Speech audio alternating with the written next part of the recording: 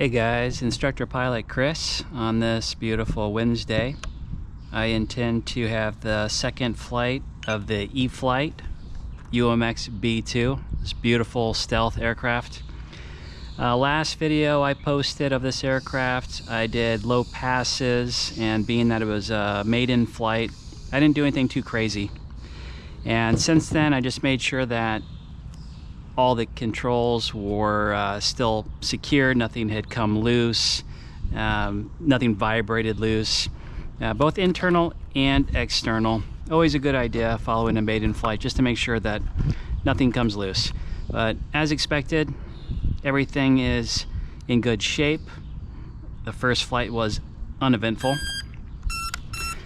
The battery runtime was not as long as I would have liked, but maybe that's something I can try to address in the future with maybe a different battery. It is kind of limited due to the compartment size and potentially any kind of CG shift as a result of a bigger battery.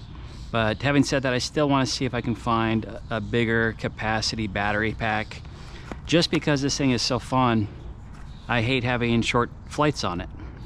So anyway, today what I intend to do, finally had a nice weather day. It's 90 degrees here in North Texas, but the wind's only about 5 to 9 miles an hour, so nothing too crazy for wind. We've had a lot of storms lately. This time of year it's very common. But today it's pretty stable wind, so I'm going to use the same location as before. I'm actually next to a college and a high school, and because it's summer, nobody's here. So this is a great flying field for me. It's close by to where I live and has a nice field. But what I'd like to do today is maybe something I really don't intend to do going forward, is just to see what this thing's capable of. And what I would really like to know is, will this aircraft spin? And I don't know. I suspect it might do a spiral dive.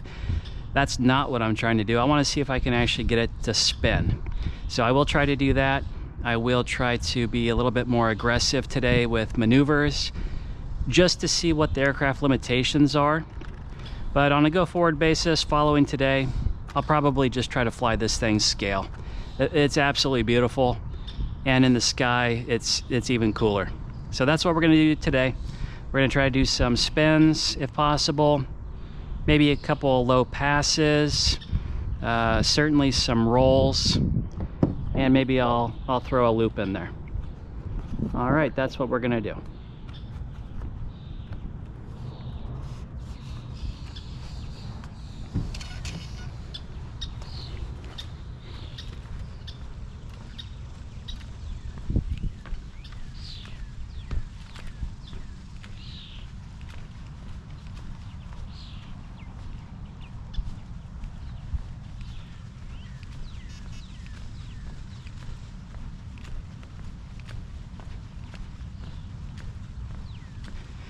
This is a really, really nice parking lot, minus the poles. Those aren't so wonderful, but as long as you have pretty good situational awareness, it's really nice because these aisles are really long and you can land in any direction in case the wind changes on you.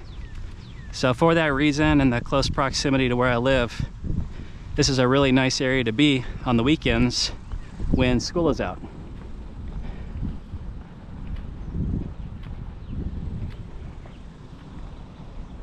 Okay, I'll be taking off into the wind, which is southbound this direction. I really don't need that much runway. I do have a nice headwind. Control check. We look good. All right, we're gonna depart southbound, and I'll start walking towards the grass straight ahead where I'll be flying.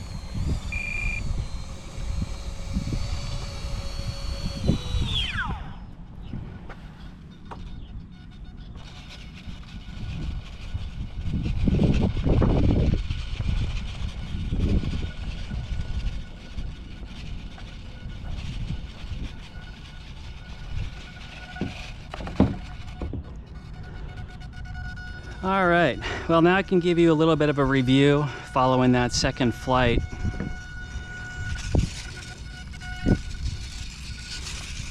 I think first of all, as you might have noticed, and I said before, the flight time is rather short